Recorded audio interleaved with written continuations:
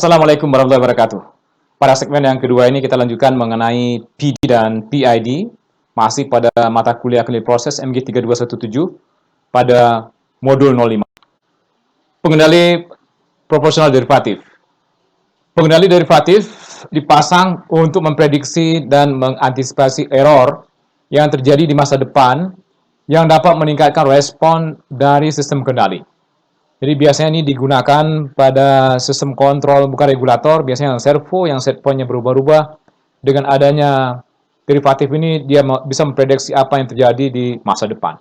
Jadi untuk pengendali proporsional derivatif ini, jadi P itu sama dengan KC dikali dengan error, ditambah dengan KC tau D. Jadi sini muncul tau D, dikali dengan diferensialnya.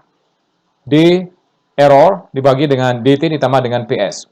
Tidak lain, tau D itu adalah merupakan suatu konstanta waktu derivatif.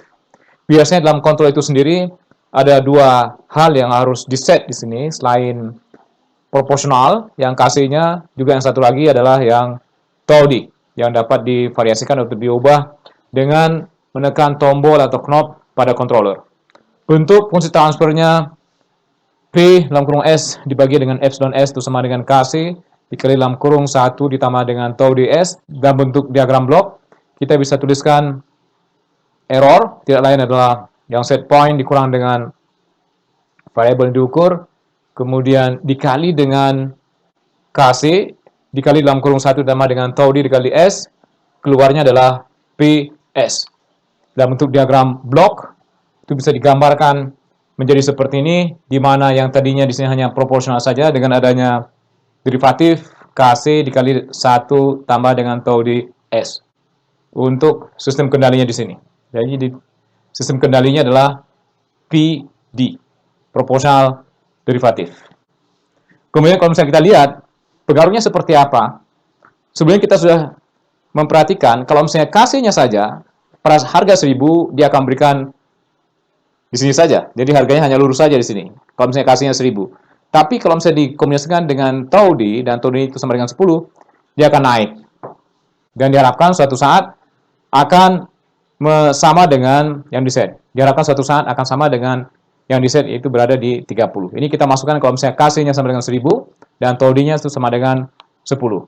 Ini terlihat kalau misalnya kita perbesar harga tau D menjadi 1000, tentu saja di sini dengan menggunakan waktu juga yang kesana lebih besar ya. Ini juga lebih besar, menjadi 10.000 dibandingkan dengan di sini waktunya hanya 3.000, mungkin belum cukup. 3.000 itu masih di sini, mungkin sama saja. Ini kurvanya seharusnya sama saja, tidak jauh berbeda antara tau D-nya. Kita lihat dari 1, kemudian 1000, tau D-nya 10, itu seharusnya memberikan harga yang sama. Yang 10 tadi, sekali lagi dilihat, baru pada waktunya sama dengan 3.000. Jadi belum selesai. Jadi kalau misalnya diperbesar rentangnya, itu akan menunjukkan hasil secara keseluruhan. Jadi tidak ada perbedaan signifikan di sini. Saya juga surprise ya, kalau misalnya kita masukkan tau D, dalam kasus kita ini, dalam kasus sebelumnya yang latihan ini, tau D-nya sama dengan 1, tau D-nya sama dengan 1000, atau tau D-nya sama dengan 10 di sini, itu tidak memberikan perbedaan yang signifikan. Kalau misalnya kita menggunakan proporsional derivatif.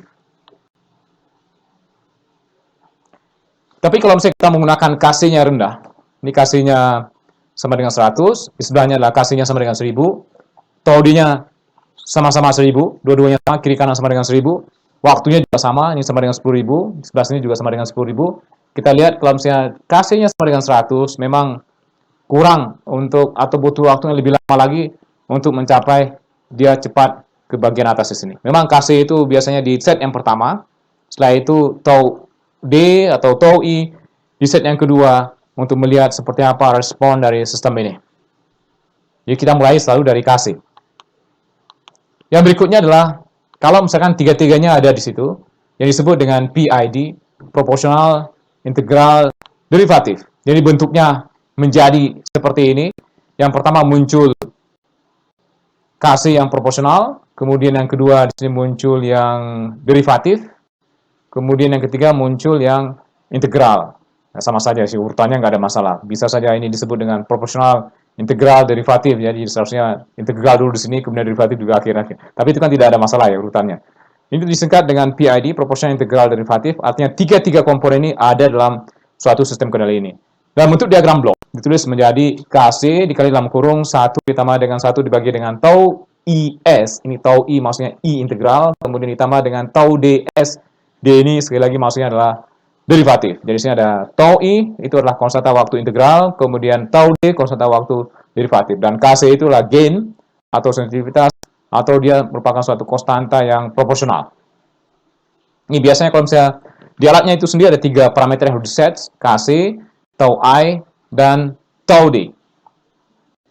Ini bentuk diagram bloknya, ini persamaan untuk fungsi transfernya. Nah, dalam bentuk diagram blok, dalam kasus kita ini, yang sudah dijadikan latihan di modul yang keempat, jadi ini diganti dengan tidak KC, kalau KC itu proporsional. Kalau misalnya tiga yang muncul, ada KC, ada integral, dan juga ada derivatif. Ini benar ya, jadi KC, ini proporsional, kemudian integral, derivatif. Disingkat dengan PID. Kemudian dengan menggunakan open modelika, kita lihat, di sini kita lihat, kalau misalnya dimasukkan KC-nya sama dengan 1000, tau I-nya sama dengan 0,01, tau D-nya sama dengan 0, bentuknya seperti ini. Oke, yang sudah kita lihat di segmen yang pertama, di modul 05 ini, untuk kasus PI-nya saja. Kemudian kalau misalnya ada tau D-nya muncul, kita masukkan sama dengan 10, ini kita perhatikan tidak begitu banyak perubahan, jadi malah kehadiran tau D ini tidak begitu berpengaruh dalam kasus ini ya. Sekali lagi dalam kasus ini tidak begitu berpengaruh. Bisa saja dalam kasus yang lain, kehadiran dari tau D ini sangat membantu untuk mempercepat dia dalam keadaan stabil. Kemudian kalau misalnya kita bandingkan dari 4 sistem pengendali ini, yang pertama adalah proporsional.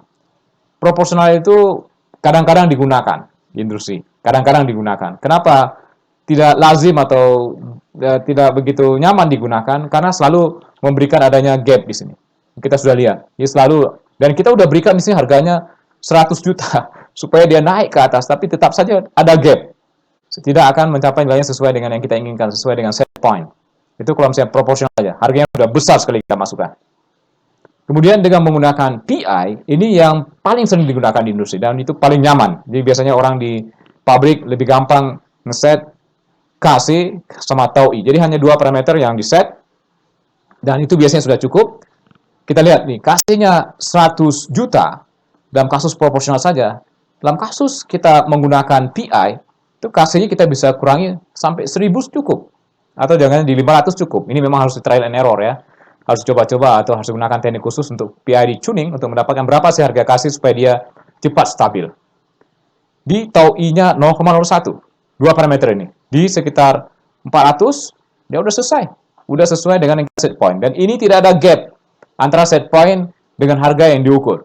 Bila dengan di atas ini selalu ada gap-nya. Di sini tidak ada gap sama sekali. Jadi sama persis seperti yang kita inginkan. Orang sudah puas dengan menggunakan PI ini. Dengan menggunakan PID itu biasanya lebih baik karena tiga-tiganya dipertimbangkan. Tapi biasanya tau D ini sulit untuk mengesetnya.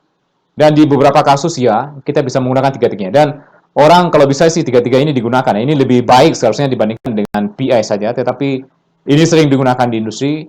Dan ini yang paling sering digunakan. PI itu paling sering digunakan, PID itu sering digunakan di industri. Biasanya di pabrik itu sendiri sudah ada 3 parameter. Sudah ada P, I, D. Tiga-tiganya sudah ada.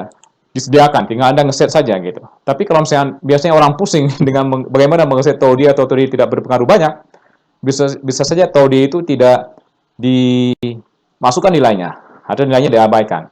Dibuat kosong saja. Atau 0 gitu. Di tau D kita bisa memasukkan 0, nggak ada masalah. Tapi kalau misalnya tau I, kalau misalnya harganya di bawah, nilainya di bawah, hati-hati kalau misalnya memasukkan 0, dia akan memberikan harga tak terhingga.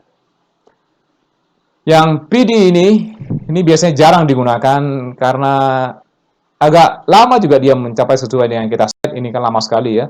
Baru di sini dia mencapai keadaan yang kita inginkan. Dan kita udah lihat sebelumnya, tidak ada perbedaan yang signifikan antara satu tau D dengan tau D yang lain. Jadi ini jarang digunakan. Yang P ini kadang-kadang digunakan, PI ini yang paling sering digunakan, yang ini termasuk sering digunakan di industri. Kita sudah melihat bagaimana pengaruhnya proporsional, bagaimana pengaruhnya proporsional integral, kemudian bagaimana pengaruhnya proporsional derivatif, dan PID pada suatu sistem kontrol. Tentu saja untuk mengeset kontrol sistem ini, Anda harus mencoba-coba atau menggunakan teknik khusus yang disebut dengan PID tuning dengan menggunakan metode-metode tertentu. Mudah-mudahan bermanfaat. Assalamualaikum warahmatullahi wabarakatuh.